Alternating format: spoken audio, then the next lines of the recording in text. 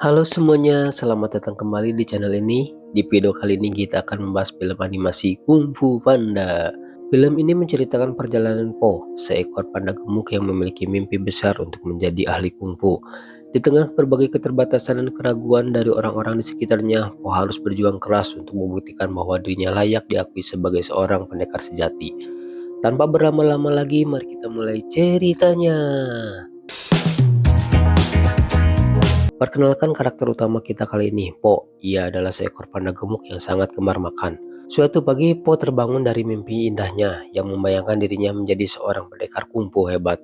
Po sangat mengagumi dunia kungfu, terutama 5 pendekar. Namun dalam kehidupan sehari-hari, Po hanya membantu berjualan mie di kedai milik ayahnya yang seekor angsa.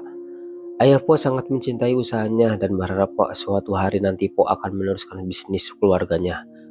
Bahkan ia telah menyiapkan sebuah resep mie rahasia yang diwariskan secara turun-temurun dan berjanji akan menyerahkan kedai ketika waktu yang tiba untuk mengelola restoran keluarga mereka. Sebenarnya Po tidak pernah bercita-cita menjadi pembuat mie seperti diharapkan ayahnya. Impian besar Po adalah menjadi seorang ahli kungfu. Sementara itu di Istana Giok, Sipu sedang melatih kelima murid terbaiknya. Dengan tegas ia memberikan berbagai masukan dan penilaian agar kemampuan mereka terus berkembang. Di tengah latihan, Zeng datang menghampiri dan memberitahukan bahwa Master Ogai ingin bertemu dengannya. Saat bertemu, Ogai mengungkapkan bahwa ia memiliki firasat buruk. Menurutnya, Tai Lung akan segera kembali. Mendengar hal itu, Sipu langsung terkejut dan cemas. Ia segera memerintahkan Zeng untuk memeriksa keadaan Tai Lung di penjara Songgum. Sipu juga menginstruksikan agar seluruh penjaga diperketat dan sistem keamanan ditingkatkan. Melihat kegelisahan muridnya, Ogai meminta Sipu untuk menenangkan diri dan menjernihkan pikirannya. Menurut Ogue, jawaban atas semua kekhawatiran itu sudah ada tepat di depan mata, yaitu gulungan naskah naga. Namun Sipu merasa ragu. Ia mempertanyakan siapa orang yang benar-benar pantas dan dapat dipercaya untuk menerima kekuatan terbatas yang tersimpan di dalam gulungan naga tersebut. Sementara itu, Po seperti biasa sedang mengantarkan mie untuk para pelanggannya. Saat sedang bekerja, ia melihat sebuah poster yang mengumumkan bahwa Master Ogue akan memilih pendekar penaga pada hari itu. Dengan penuh semangat, Po memberitahukan kabar tersebut kepada semua orang. Hari itu 1 dari 5 pendekar terhebat akan terpilih untuk menerima gulungan naskah naga. Bagi para pecinta kungfu, ini adalah peristiwa terbesar dalam sejarah kungfu. Po bergegas menuju istana Giok, namun sebelum berangkat ayahnya menghentikannya karena ia lupa membawa gerobak dorong miliknya. Sang ayah memerintahkan Po untuk tetap berjualan mie di acara yang sedang berlangsung di istana Giok. Sementara itu, perayaan di istana Giok berlangsung dengan sangat meriah. Ribuan orang berdatangan untuk menyaksikan pemilihan pendekar naga yang telah lama dinantikan. Di sisi lain, Po masih berjuang menaiki tangga menuju istana sambil mendorong gerobak mie yang berat. Tangga yang sangat tinggi membuatnya kelelahan dan kesulitan untuk melangkah. Setelah berusaha sekuat tenaga, Po akhirnya menyerah. Ia meninggalkan gerobaknya di bawah dan melanjutkan perjalanan seorang diri. Ketika turnamen pemilihan pendekar naga dimulai, Po akhirnya berhasil mencapai puncak tangga. Namun sayangnya semua usahanya sia-sia. Gerbang istana Giok sudah ditutup.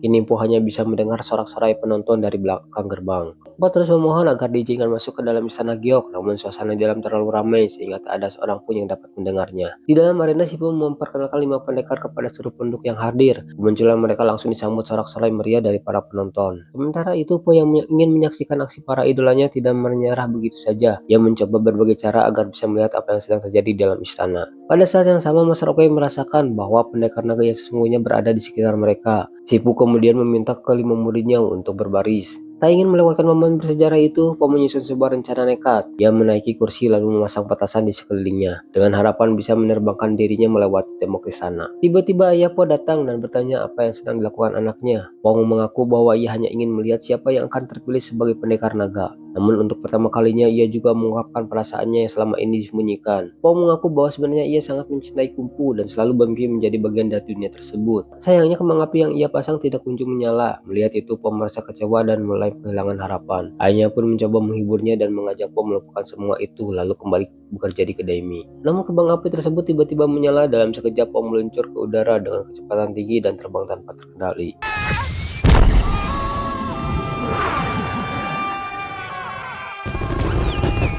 Ketika seluruh petasan habis meledak, Po langsung terjatuh dari langit dan mendarat tepat di tengah arena. Di hadapan Master Oogway, Sipu dan kelima pendekar. Semua orang terdiam menyaksikan kejadian tak terduga itu. Pada saat yang bersamaan, Master Oogway menuju ke arah Po. Dengan tenang, Master Oogway mengumumkan bahwa Po adalah pendekar naga yang telah dipilih. Keputusan tersebut langsung membuat seluruh arena terdiam. Sipu, kelima pendekar, bahkan Po sendiri tidak dapat percaya apa yang baru saja terjadi. Sipu pun mempertanyakan keputusan Oogway. Baginya sangat sulit menerima kenyataan bahwa seekor panda gemuk yang tidak memiliki pengalaman kungfu dipilih sebagai pendekar naga. Namun Oogway tetap yakin dengan pilihannya. Menurutnya semua yang terjadi adalah bagian dari takdir yang telah ditentukan. Di sisi lain, Tigers merasa sangat kecewa. Ia meminta maaf kepada Sipu karena merasa telah gagal memenuhi harapan gurunya untuk menjadi pendekar naga. Meski begitu, Sipu tidak menyerah. Ia meyakinkan Tigers dan murid-muridnya bahwa panda itu tidak akan bertahan lama di sana Gyok. Menurutnya, Po akan menyerah dan pergi sebelum matahari terbit. Sementara itu, Zing akhirnya tiba di penjara Skomgum untuk menyampaikan pesan dari Sipu.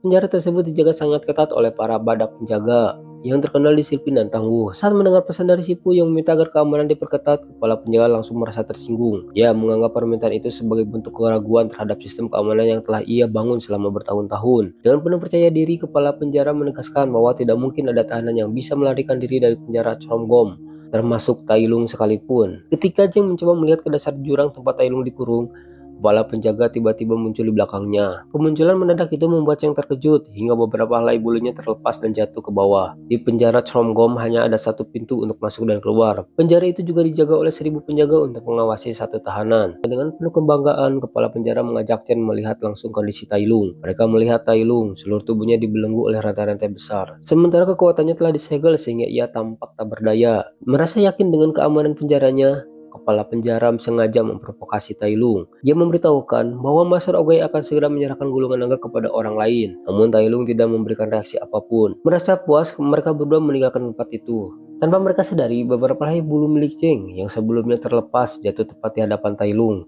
Dengan tenang Tai Lung mengambil bulu tersebut dan menyimpannya. Sementara itu, di istana Gyokpo akhirnya berhasil ditandu memasuki ruangan keramat. Ia langsung terpukau oleh keindahan tempat tersebut. Di setiap sudut ruangan tersimpan berbagai peninggalan berharga milik para master kungfu dari generasi ke generasi. Semakin lama melihat-lihat, Po semakin kagum dengan sejarah penunjang dunia kungfu yang selama ini ia idolakan. Perhatiannya kemudian tertuju pada sebuah guci kuno yang dikenal sebagai jambang para pendekar berisi. Menurut legenda, guci itu menyimpan jiwa para prajurit Tensu. Saat Po sedang mengaguminya, tiba-tiba Sifu muncul di belakangnya. Kemunculan mendadak itu membuat Po terkejut hingga tanpa sengaja menjatuhkan dan memecahkan guci tersebut. Sifu yang memang sejak awal tidak setuju dengan pilihan Ogai semakin kesal melihat tingkah Po. Ia menegaskan bahwa dirinya tidak akan mengakui Po sebagai pendekar naga sampai ia berhasil mendapatkan gulungan naskah naga. Namun untuk memperoleh gulungan itu, seseorang harus menguasai tingkat kungfu tertinggi. Sesuatu yang menurut Sifu mustahil dicapai oleh Po yang tidak memiliki bakat maupun pengalaman dalam bertarung. Untuk menunjukkan betapa serius dirinya, Sifu bahkan mengancam Po dengan jurus kuncian jari Wuxi. Meskipun Ogai telah memilih Po sebagai pendekar naga, Sifu bertekad membuat panda itu menyesali keputusan tersebut. Latihan Po pun resmi dimulai. Ia dibawa ke tempat latihan milik 5 pendekar. Di sana Sifu meminta Po untuk segera mulai latihan. Namun Po menolak. Menurutnya latihan yang diberikan terlalu berat untuk dirinya dan sama sekali belum menguasai kungfu. Ia pun meminta agar dirinya diajari dari tingkatan paling rendah. Ia kemudian menunjuk sebuah samsak. Po mengatakan bahwa ia bisa mulai dari sana. Sifu menyetujui permintaan itu dan menyuruh Po memukul samsak tersebut di hadapan dirinya dan kelima pendekar. Po langsung merasa gugup karena dirinya menjadi pusat perhatian. Namun Sifu terus mendesaknya untuk segera memukul. Dengan ragu-ragu, Po mencoba memukul samsak itu. Sifu kemudian meminta Po memukul lebih keras lagi. Keadaan menjadi semakin buruk ketika berbagai alat latihan yang biasanya digunakan oleh 5 pendekar malah menghajarnya habis-habisan.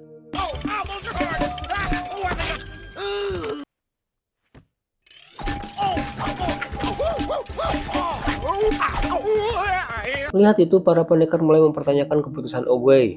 Mereka tidak mengerti mengapa seekor panah yang bahkan tidak bisa berlatih dengan benar dipilih menjadi pendekar naga. Sebagian dari mereka bahkan menganggap Po hanya akan membahayakan dirinya sendiri. Semua perkataan itu didengar oleh Po dan membuatnya merasa sedih. Po berusaha berjalan pelan di lorong-lorong kamar agar tidak mengganggu para pendekar yang sedang beristirahat. Namun usahanya justru berakhir dengan kacauan. Tanpa sengaja ia membuat keributan dan malah masuk ke kamar Krana. Di sana Po mencoba menjelaskan bahwa dirinya adalah penggemar berat 5 pendekar dan sangat mengagumi mereka. Tetapi karena kecerobohannya, ia justru menabrak dinding hingga berlubang dan menembus kamar Monkey. Karena yang kelelahan hanya mengatakan bahwa tempat itu bukan untuk Po. Ia menyuruhnya kembali ke kamar dan beristirahat karena semua orang ingin tidur. Po pun meminta maaf lalu meninggalkan kamar tersebut. Saat berjalan di lorong, Po dihadang Tigers. Tanpa basa-basi, Tigers mengatakan bahwa istana Gyok bukanlah tempat bagi Po. Menurutnya, Po hanya mempermalukan dunia kungfu dan tidak pantas berada di sana. Ucapan itu sangat menyakiti bagi Po. Dengan perasaan kecewa, ia duduk seorang diri di bawah pohon persik untuk merenungkan nasibnya. Tak lama kemudian, Master Ogai datang menghampirinya. Po terkejut melihat kehadiran sang master, terlebih karena saat itu ia sedang diam-diam memakan buah persik.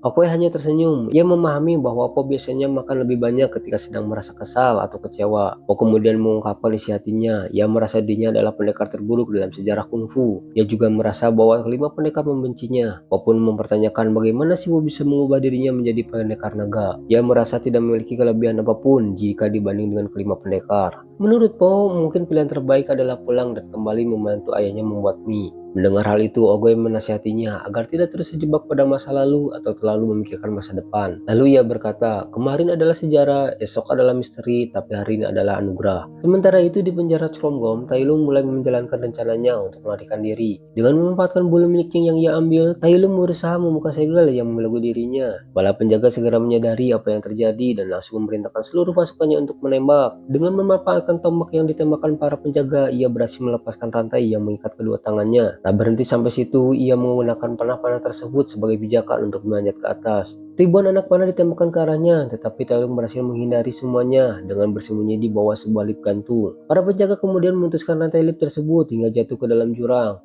Mereka mengira Tailung telah tewas. Namun beberapa saat kemudian Tailung muncul dari lubang lip dan melanjutkan pelariannya. Ia menerjang para penjaga yang menghadangnya satu persatu. Tak ada seorang pun yang mampu memberikan perlawanan berarti di hadapannya. Akhirnya Tailung berhadap langsung dengan kepala penjara. Menyadari situasi semakin berbahaya, kepala penjara memerintahkan pasukannya untuk menembakkan panah api. Ledakan dinamit membuat atap-atap runtuh, menghancurkan jembatan demi menghentikan pelarian Tailung. Tailung sempat berusaha melewati jembatan yang hancur, tetapi gagal dan terjatuh ke dalam jurang. Meski begitu, ia tidak menyerah. Dengan memanfaatkan puing-puing yang telah berjatuhan, Tailung memanjat kembali ke atas hingga berhasil mencapai atap penjara. Ia mengambil sebuah bom yang belum meledak. Tailung segera melemparkan bom tersebut ke arah gerbang utama. Ledakan besar pun menghancurkan gerbang penjara Kromgom, menandai keberhasilannya melarikan diri. Sebelum pergi, Tailung menangkap Seng dan menyuruhnya kembali ke istana Gyok. Ia ingin Jin menyampaikan pesan kepada Sipu bahwa dirinya akan segera pulang. Keesokan paginya, lonceng latihan dibunyikan di istana Gyok. Kelima pendekar langsung bersiap di depan kamar masing-masing untuk memulai latihan. Ketika Sipu memeriksa kamar Po, ia tidak menemukan panah itu di dalam. Sipu sempat merasa senang karena mengira Po akhirnya menyerah dan meninggalkan istana Gyok.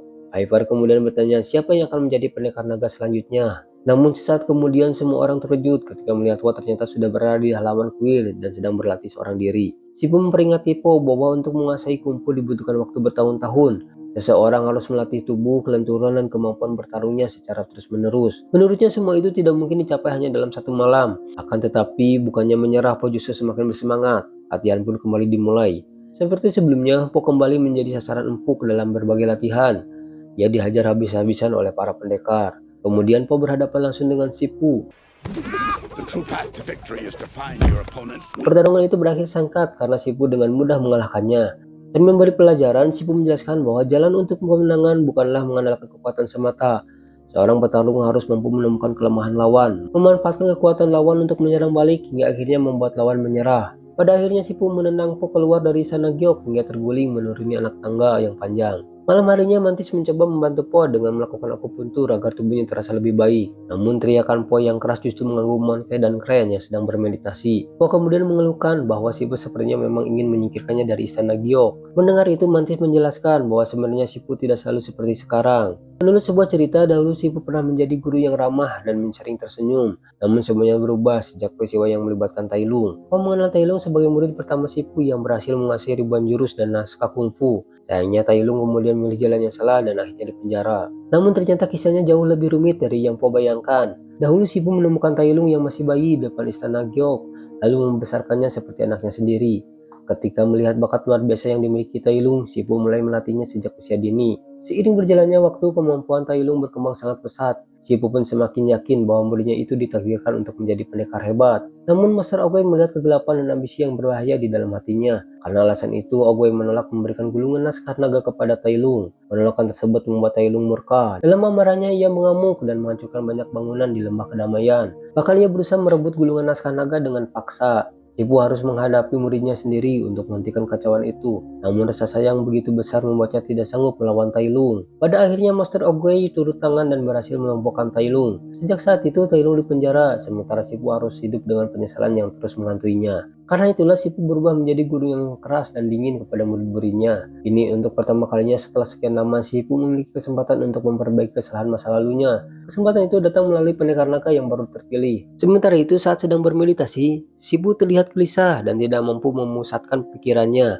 Tak lama kemudian Zheng datang dengan kabar buruk. Ia melaporkan bahwa Tai Lung berhasil melarikan diri dari penjara Changgom. Mendengar kabar itu, Sipu langsung menemui Ogwei dan memberitahukan bahwa Tai Lung sedang menuju istana Giok. Namun Ogwei tetap tenang. Ia meminta Sipu untuk percaya kepada pendekar naga. Sayangnya Sipu menolak. Menurutnya Po hanya seekor panda yang terpilih karena sebuah kebetulan. Ogwei kemudian menjelaskan bahwa di dunia ini tidak ada yang terjadi secara kebetulan. Ia mengatakan bahwa Po tidak akan pernah menemui takdirnya. Begitu pula Sipu selama mereka masih berusaha mengendalikan segala sesuatu. Sebagai perumpamaan, Ogwei menunjukkan pohon persik yang tumbuh di dekat mereka. Menurutnya pohon itu tidak bisa dipaksa berbunga sebelum waktunya. Pohon itu juga tidak bisa dipaksa menghasilkan buah sesuai keinginan seseorang. Namun Sipu tetap bersikeras. Ia mengatakan bahwa ada hal yang masih bisa dikendalikan. Ia bisa menentukan kapan buah itu dipetik, kapan benih ditanam, dan bagaimana pohon itu dirawat. Menurut Sipu semua itu bukan ilusi, melainkan kendali yang nyata. Namun Ogwei menjelaskan bahwa sekeras apapun Sipu berusaha, benih itu tetap akan tumbuh menjadi pohon persik. Ia tidak akan pernah berubah menjadi pohon jeruk atau pohon apel.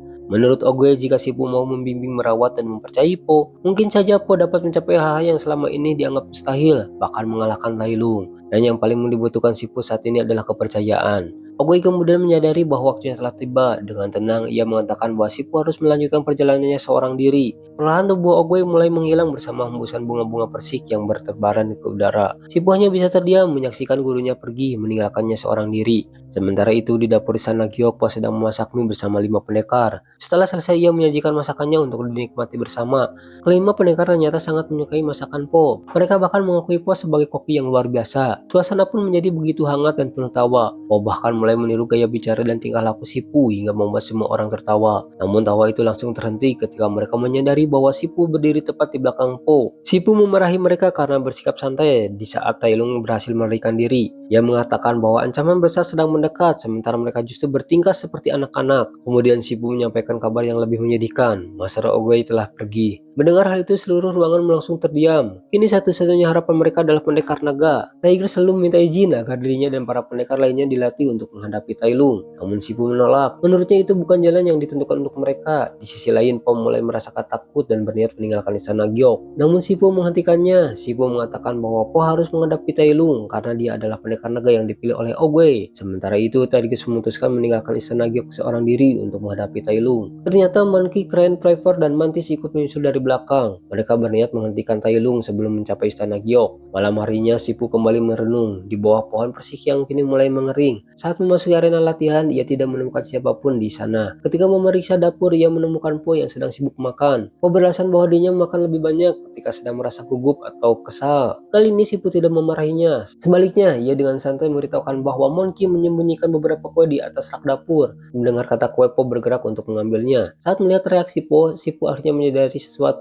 Untuk pertama kalinya ia menemukan cara yang tepat untuk melatih muridnya. Sipu mengajak Po menuju sebuah tempat yang sangat istimewa, yaitu kolam air mata suci. Tempat itu dikenal sebagai lokasi di mana Ogwei memecahkan berbagai permasalahan besar tentang kehidupan. Bahkan banyak yang percaya bahwa di sanalah awal mula kungfu lahir. Sipu akhirnya menyadari kesalahannya. Selama ini ia berusaha melatih Po dengan metode yang sama seperti yang ia gunakan kepada 5 pendekar. Po memiliki bakat, kemampuan, dan jalan hidupnya sendiri. Karena itu, jika ingin menjadikan Po seorang pendekar sejati, Sipu harus menemukan cara yang sesuai dengan diri Po, bukan memaksanya menjadi seperti orang lain. Sipu kemudian mulai melatih Po dengan cara yang sama sekali berbeda. Ia menggunakan makanan sebagai motivasi utama. Jika Po berhasil menyelesaikan latihan, barulah ia boleh makan. Dengan metode itu, pelatihan Po menjadi jauh lebih keras dan intens, namun juga lebih sesuai dengan dirinya. Awalnya latihan ini terlihat tidak masuk akal bagi Po, namun justru disitulah titik baliknya. Metode tersebut ternyata sangat cocok dengan karakter Po yang sangat menyukai makanan. Seiring waktu, Po mulai menunjukkan perkembangan yang cukup pesat. Melihat kemajuan tersebut, Sipu akhirnya mempersilahkan Po untuk memakan setelah selesai latihan. Namun ternyata tidak semudah itu bagi Po untuk mendapatkan makanannya. Beberapa kali makanan yang sudah hampir ia raih justru direbut kembali oleh Sipu dengan cepat. Hal itu membuat Po semakin terpacu untuk meningkatkan kemampuannya.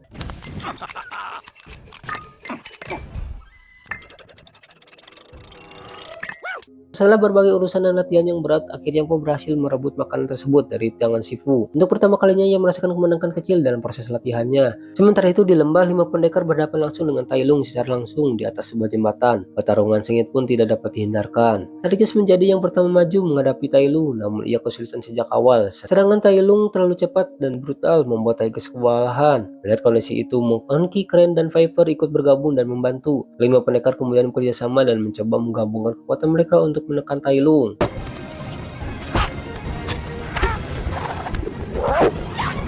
Untuk sesaat strategi tersebut berhasil, Tai Lung berhasil disudutkan. Namun Tai Lung bukanlah lawan biasa. Meskipun menghadapi ke 5 pendekar sekaligus, ia memiliki ratusan cara untuk bertahan dan mengembalikan keadaan. Dengan kecepatan dan teknik luar biasa, Tai Lung berhasil melumpuhkan mereka satu persatu. Pada akhirnya ke 5 pendekar tidak mampu lagi bertahan. Mereka kembali ke istana Giok dalam keadaan terluka dan tak berdaya, bahkan tidak mampu menggerakkan tubuh mereka akibat teknik totokan syaraf Tai Lung. Tai Lung sengaja membiarkan mereka hidup. Ia ingin rasa takut menyebar ke seluruh lembah kedamaian sebagai peringatan bahwa dirinya telah kembali. Melihat kondisi itu, Shifu mencoba menenangkan Po. Ia mengatakan bahwa Po adalah pendekar naga yang telah ditakdirkan untuk mengalahkan Tai Lung. Menurut Shifu, Po hanya perlu mempercayai dirinya sendiri. Dengan penuh keyakinan, Shifu kemudian mengambil gulungan naga dan bermaksud menyerahkan kepada Po. Po yang penuh harap segera membayangkan kekuatan luar biasa yang akan ia terima. Namun ketika gulungan naga itu akhirnya dibuka, semua orang terkejut. Di dalamnya tidak ada tulisan apapun. Gulungan itu kosong. Shifu sendiri tidak memahami apa yang terjadi. Di tengah kacauan itu, Shifu mengambil keputusan. Ia memerintahkan seluruh penduduk untuk segera mengosongkan bukit dan mengungsi. 5 pendekar bertugaskan untuk membantu melindungi warga dan memastikan evakuasi berjalan aman. Sementara itu, Shifu akan menghadapi Tai Lung secara langsung. Ia bertekad menahan Tai Lung selama mungkin agar para warga bisa melarikan diri dengan selamat. Sebagai bentuk penebusan atas kesalahannya di masa lalu, Tigus kemudian membagi tugas kepada para pendekar agar evakuasi dapat dilakukan dengan cepat dan teratur. Satu persatu penduduk mulai meninggalkan lembah kedamaian. Sementara itu, Po kembali ke kedai ayahnya. Sang ayah merasa sangat senang melihat Po pulang dengan selamat. Namun Po terlihat berbeda, ia tampak sedih dan kehilangan semangat. Ayahnya mencoba menghiburnya dengan menyuruh Po melupakan hal-hal berat serta kembali fokus pada kehidupan sederhana dan mie. Di tengah percakapan itu, ayah Po akhirnya mengungkapkan sebuah rahasia besar. Selama ini ia tidak pernah benar-benar memiliki sebuah resep rahasia. Semua orang mengira membuatnya istimewa karena resep khusus, padahal tidak ada bumbu rahasia sama sekali. Yang membuatnya spesial hanyalah keyakinan dan cinta dalam setiap masakan yang ia buat. Mendengar hal itu, Po mulai memahami sesuatu. Ia kemudian membuka kembali gulungan naga yang kosong tersebut. Sementara itu di istana Giok, Shifu berdiri sendiri menunggu kedatangan Tai Lung. Tak lama kemudian Tai Lung akhirnya tiba. Pertarungan besar antara guru dan murid pun tidak dapat dihindari. Tai Lung berdiri berhadapan langsung dengan Shifu di istana Giok. Tatapannya penuh amarah dan kekecewaan. Ia merasa dikhianati oleh orang yang selama ini ia anggap sebagai guru sekaligus ayahnya sendiri. Tai Lung menyalahkan Shifu karena tidak melakukan apapun ketika Master Oogway menolak dirinya sebagai pendekar naga. Menurutnya Shifu telah menghancurkan mimpinya untuk menjadi kesatria naga. Padahal ia telah berlatih keras demi memenuhi harapan sang guru. Shifu mencoba menjelaskan bahwa keputusan itu bukan berada di tangannya. Namun Tai Lung tidak mau mendengar. Ia terus meminta gulungan naga dan memaksa Shifu untuk menyerahkannya. Pertarungan pun tak dapat dihindari. Dengan kekuatan luar biasa, Tai Lung menghajar Shifu tanpa ampun hingga ia tak berdaya.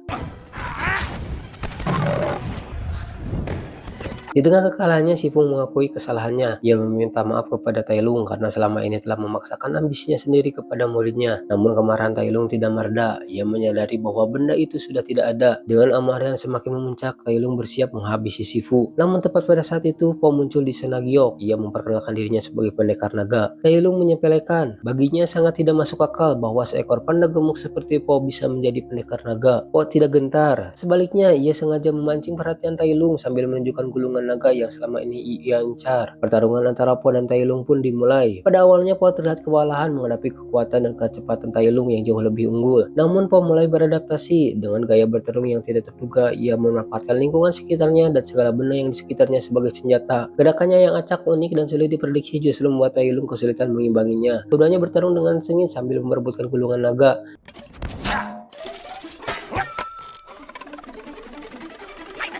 Semakin lama Tai Lung merasa kewalahan menghadapi gaya bertarung Po. Ia bahkan memanfaatkan kembang api untuk mengejar Tai Lung.